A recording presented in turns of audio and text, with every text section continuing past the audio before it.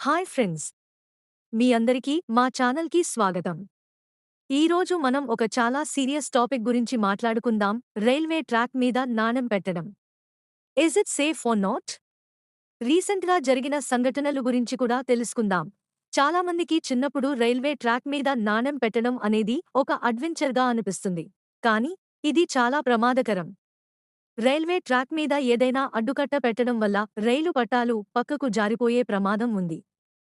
ఇటీవల జరిగిన సంఘటనలు మనకు చాలా ఆలోచింపజేస్తుంది. ఓ చిన్నారులు కేవలం సరదాగా నాణెం రైల్వే ట్రాక్ మీద పెట్టారు. కాని అది ఒక పెద్ద ప్రమాదానికి దారితీసింది. రైలు పట్టాలు పక్కకు జారిపోవడం వలన రైలు పక్కకు జారి చాలా మంది ప్రయాణికులు గాయపడ్డారు. మరియు ఓ యూట్యూబర్ కేవలం వీడియో కోసం రైల్వే ట్రాక్ మీద నాణెం పెట్టారు. కాని అది ఒక పెద్ద ప్రమాదానికి దారితీసింది.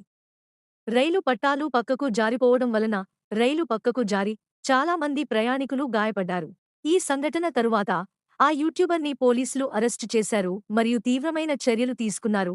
రైల్వే ట్రాక్ మీద ఏదైనా అడ్డుకట్ట పెట్టడం లేదా రైల్వే ప్రాపర్టీకి హానికరం చేసే చర్యలు తీసుకోవడం ఒక క్రిమినల్ ఆఫెన్స్. ఇది చాలా తీవ్రమైన పనిషబుల్ యాక్ట్. మనం రైల్వే ట్రాక్ మీద నాణెం పెట్టడం సరదా లేదా ఫన్ అనుకుంటాం, కానీ అది చాలా ప్రమాదకరం. రైలు ప్రయాణం సేఫ్గా ఉండాలంటే మనం ఇలాంటి ప్రమాదకరమైన చర్యల నుండి తప్పుకోవాలి.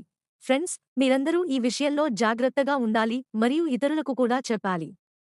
రైల్వే ట్రాక్ మీద ఏదైనా అడ్డుకట్ట పెట్టడం లేదా ప్రాపర్టీకి హానికరం చేయడం ఎంత ప్రమాదకరమో అవగాహన కల్పించాలి.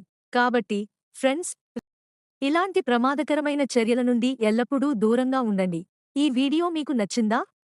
ఇంకా ఇలాంటి ఆసక్తికరమైన మరియు అవగాహన కలిగించే విషయాలు తెలుసుకోవాలంటే మా ఛానల్ని సబ్స్క్రైబ్ చేయండి, లైక్ చేయండి మరియు కామెంట్ చేయండి.